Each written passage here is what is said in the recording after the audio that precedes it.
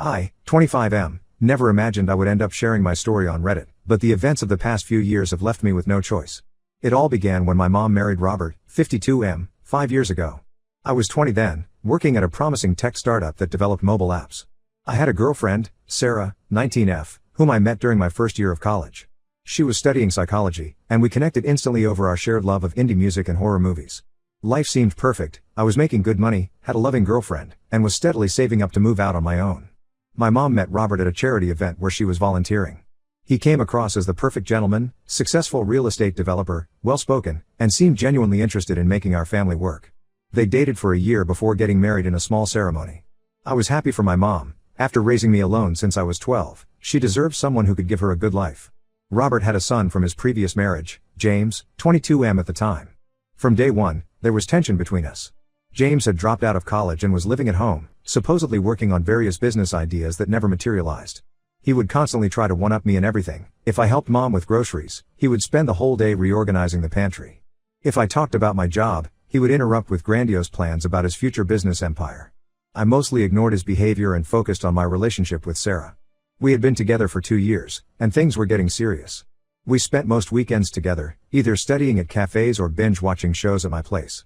We had even started looking at apartments online, planning to move in together once we had enough savings. Sarah got along well with my mom, and I thought she was the one I would spend my life with. Everything changed after our family barbecue in summer. Robert insisted on having regular family gatherings to bond, and this was our third one. James met Sarah there for the first time.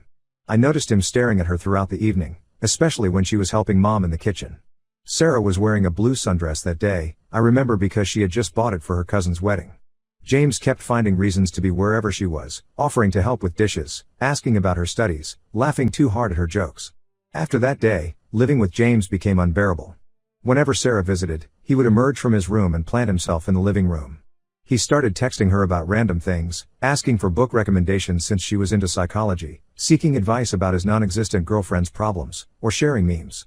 At first, Sarah would show me these messages, saying how James was just being friendly and needed someone to talk to.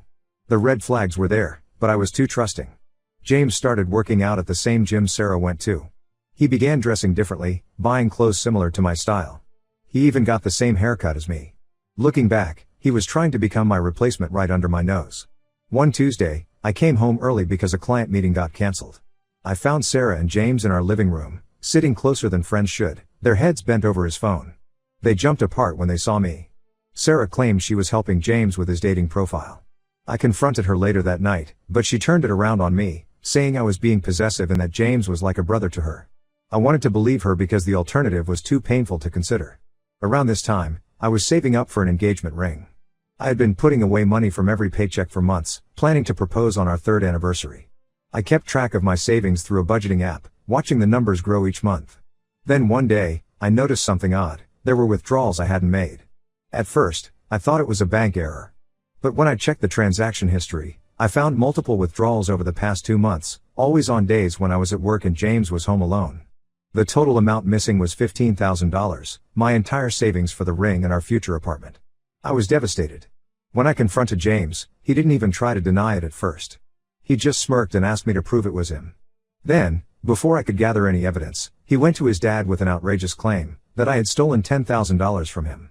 James spun an elaborate story about how he'd been saving money from odd jobs and online trading to start his own business. He claimed he kept the cash in his room because he didn't trust banks. Robert, who always favored his son, believed him immediately. The situation got worse when James produced bank statements showing transfers from his account to mine. They looked real enough to convince Robert and, to my shock, even my mom. The final blow came when Sarah broke up with me through a text message. She wrote that she couldn't believe I would steal from my own family, that she had seen signs of my greed before but had ignored them. A week later, I was walking to the parking lot after work when I saw them at the cafe across the street. Sarah was wearing the promise ring I had given her on our 2nd anniversary, but she was holding James's hand, laughing at something he was saying. They kissed, and my whole world shattered. Everything made sense, the texting, the gym, the friendly chats. They had been seeing each other behind my back for months. That evening, Robert confronted me in front of everyone. He demanded I return James's money or he would call the police. I tried showing him my bank records, proving that money had been stolen from me first, but he wouldn't listen. My own mother, who had raised me to be honest, now looked at me with doubt in her eyes. Robert gave me 24 hours to return the money or move out.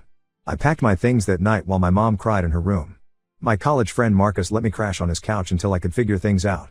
The next few months were tough. I worked overtime at my regular job and picked up freelance projects on the side. I cut off all contact with my family and blocked Sarah on everything. The betrayal was too deep to even consider maintaining any relationships. Looking back now, losing everything became the motivation I needed. I channeled all my anger and pain into work. Within a year, I had saved enough to start my own software development company. We specialize in security applications, ironic given how my trust was betrayed. The company has grown beyond my expectations, and we now have clients across the country. Update 1, it's been 3 weeks since my original post blew up, and I need to share some shocking revelations that have come to light. A guy named Mike reached out to me through Reddit after seeing my post. Turns out he used to be James's close friend during the time all this happened, and what he told me made me realize that the betrayal was even worse than I thought. Mike and I met at a coffee shop last weekend. He looked nervous and kept checking his phone, saying he was worried James might find out about our meeting. According to Mike, James had been plotting to steal both my girlfriend and my money for months before he actually did it. It wasn't some impulsive decision or a case of falling in love with Sarah, it was a calculated plan to destroy my life. Mike showed me text messages from their group chat dating back to several months before the theft. James would brag about how he was going to take everything from me, saying things like I didn't deserve what I had. He was jealous of my job, my savings, and especially my relationship with Sarah. There were messages where he outlined his strategy to get close to her, describing how he would play the role of a caring friend while slowly poisoning her mind against me. The manipulation was elaborate. James created a whole narrative about me that he fed to Sarah. He told her I was talking badly about her to my coworkers, claiming he overheard me making fun of her career choices and saying she wasn't smart enough for me. He invented stories about me having a gambling problem, showing Sarah fake betting slips he had created. He even went as far as making up stories about me pressuring other girls at work for dates. But it gets worse. The bank statements James used to frame me? Mike admitted he helped create them using Photoshop. He worked at a print shop at the time and had access to high-quality scanning and printing equipment.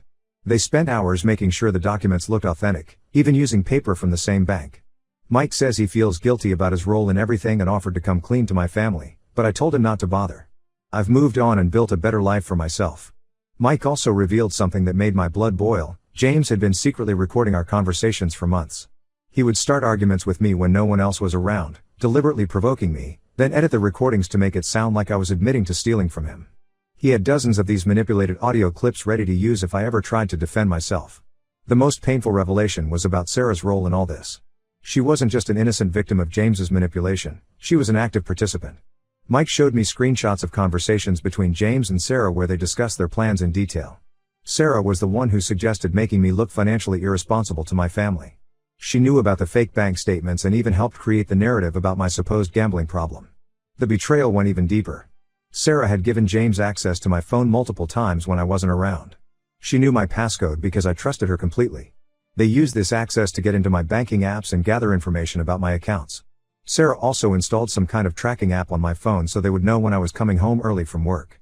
The money they stole from me, my entire savings for our future, went straight into funding their secret relationship. While I was working overtime and taking on extra projects to save for an engagement ring, they were using my money to take weekend trips to luxury resorts. Mike showed me their Instagram stories from those days, which they had hidden from me using Instagram's close friends feature. There were pictures of them at expensive restaurants, staying at high-end hotels, Sarah wearing new designer clothes that I had assumed were gifts from her parents.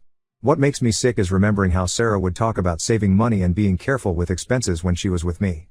She would suggest we eat at home instead of going out, saying we needed to save for our future. All while she was spending my money with James behind my back. The final twist came yesterday when my mom left another voicemail.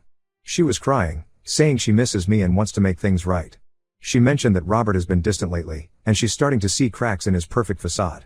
Part of me wants to send her all the evidence Mike provided, show her just how thoroughly her stepson deceived everyone. But another part of me wants to leave it all in the past. I've worked hard to rebuild my life, and dragging up all this pain again might not be worth it. Mike offered to help me expose everything, but I declined. I told him I appreciate him coming clean, but I don't want to get involved in their lives again. The betrayal runs too deep, and no amount of exposure or revenge would undo the pain they caused. Besides, I'm focused on growing my company now, and success is the best revenge. Update 2. 3 months have passed since my last update, and the situation has taken several unexpected turns. I found out through a mutual friend, Ashley, that James and Sarah got married in a rushed ceremony last month. Ashley attended the wedding and told me it was a far cry from the lavish celebration Sarah used to dream about when we were together. Instead of the beach resort wedding she had always wanted, it was a quick ceremony at the local courthouse followed by a reception at a budget hotel. Ashley said the whole thing felt desperate rather than romantic. James spent most of the reception moving from table to table, trying to network with the wealthier guests. He was pitching his latest business idea, something about cryptocurrency trading, and practically begging for investors. Sarah, meanwhile, was showing off an expensive engagement ring, which Ashley later found out was bought entirely on credit. According to Ashley, their financial situation is dire. James lost his job at his father's company 3 months ago after several costly mistakes with client accounts. Robert finally realized his son wasn't as competent as he pretended to be. Sarah's shopping addiction, which I had no idea about during our relationship, has apparently spiraled out of control. She's maxed out multiple credit cards buying designer clothes and luxury items, often returning them for store credit to buy more things. Last week, completely out of the blue, James showed up at my office. My receptionist tried to turn him away, but he made such a scene that I agreed to see him for 5 minutes. I barely recognized him. His expensive clothes were wrinkled, his hair was unwashed, and he had dark circles under his eyes. He looked nothing like the arrogant, polished guy who had stolen my life 5 years ago. James broke down as soon as he sat down. Between sobs, he confirmed everything Mike had told me was true. He admitted to planning the whole thing with Sarah, stealing my money, and deliberately destroying my relationship with my family. But that wasn't why he came to see me. The real reason for his visit was even more shocking. Sarah has apparently developed a serious gambling addiction that started right after their wedding. She began small, playing poker on her phone, but it escalated quickly to online casinos and sports betting.